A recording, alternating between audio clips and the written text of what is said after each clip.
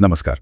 आज हम एक बहुत ही दिलचस्प किताब पर बात करने वाले हैं, ईस्टर्न बॉडी वेस्टर्न माइंड। हाँ, नमस्कार।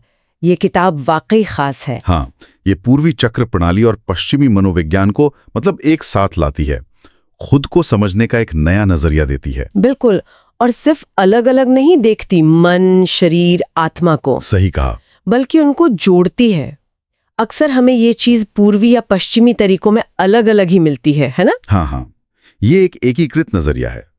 तो आज हम यही समझने की कोशिश करेंगे कि ये नजरिया हमारी अंदरूनी और बाहरी दुनिया को कैसे जोड़ता है और कैसे ये हमारे अपने विकास के लिए एक गाइड, एक नक्शे जैसा हो सकता है। तो चलें शुरू करते हैं। हाँ बिल्कुल, ये प्रणाली हमें एक तरीका देती है ये समझने का कि हमारी अंदरूनी दुनिया पर बाहरी चीजों का, बाहरी ताकतों का क्या असर पड़ा है, कैसे उन्होंने इसे गढ़ा है। अच्छा। और ये सिर्फ आप कह सकते हैं किताबी ज्ञान नहीं है, ये असल में बदलाव लाने का एक प्रैक्टिकल तरीका है, एक ढांचा। हाँ, ये बात अच्छी लगी।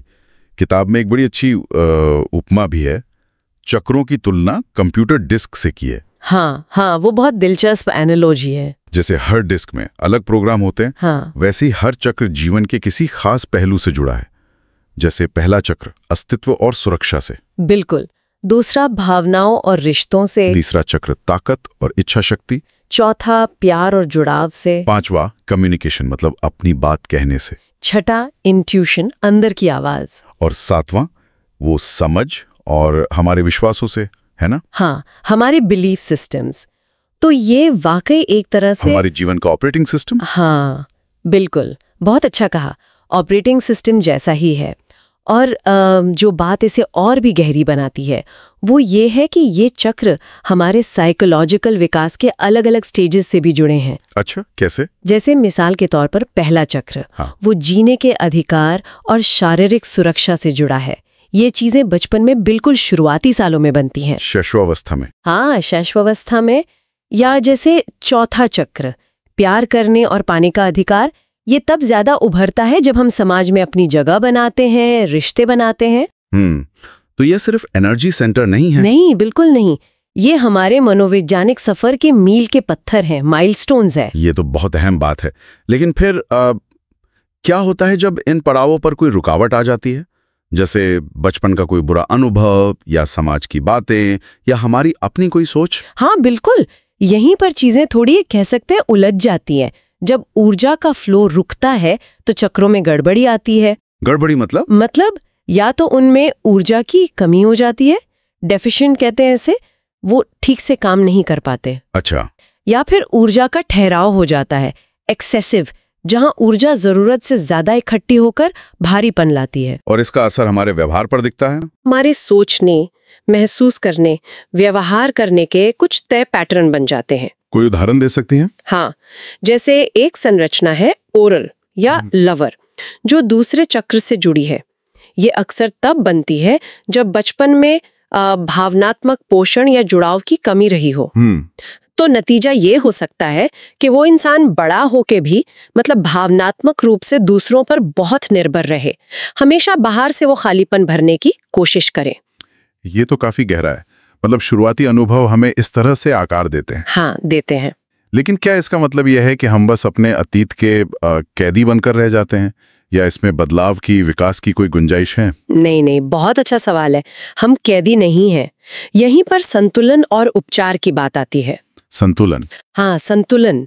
किताब दो मुख्य ऊर्जा धाराओं की बात करती है। एक है अभिव्यक्ति की धारा, मैनिफेस्टेशन। ये ऊपर से नीचे आती है, हमारे विचारों, आत्मा को जमीनी हकीकत में लाना। और दूसरी है मुक्ति की धारा, लिबरेशन। ये नीचे से ऊपर जाती है, अपने अनुभवों से सीखते हुए चेतना के ऊंचे स्तर पर पहुंचना। अच्छा। तो असली सेहत, संपूर्णता इन दोनों धाराओं के संतुलन में है। तो उपचार का मतलब हुआ इन रुकावटों को समझना और उनसे पार पाना, उन्हें इंटीग्रेट करना।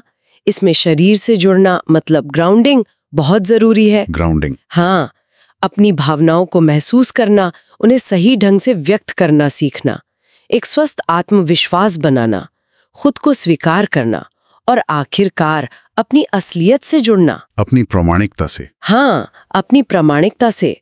किताब इसे बड़ा खूबसूरत नाम देती है, इंद्रधनुषी पुल को फिर से बनाना। इंद्रधनुषी पुल, रेनबो ब्रिज। हाँ, मतलब हमारे अंदर की जमीन यानी पदार्थ और आसमान यानी आत्मा को जोड़ना। वाह! तो अगर हम संक्षेप में कहें तो ये चक्र प्रणाली सिर्फ एनर्जी सेंटर्स की बात नहीं है। नहीं, ये पश्चिमी मनोविज्ञान और पूर्वी ज्ञान का एक संगम है। बिल्कुल एक शक्तिशाली नक्शा देता है खुद को समझने का। बिल्कुल, हमारे जीवन के पैटर्न को समझने का और शायद हमारी पूरी क्षमता को अनलॉक करने की चाबी भी। हाँ, ये दिखाता है कि कैसे हमारे शुरुआती अनुभव हमारे अंदर के प्रोग्राम बनाते हैं। सही कहा, लेकिन साथ ही ये रास्ता भी दिखाता है कि कैसे हम संतुलन और एकीकरण से खुद को ठीक कर सकते हैं, बदल सकते हैं। ये वाकई एक उम्मीद जगाने वाली बात है। हाँ बिल्कुल। तो आज की ये सारी बातचीत से एक सवाल मन में घूम रहा है। हाँ इस पूरे ढांचे को अगर कोई ध्यान में रखें और अपने जीवन को देखें,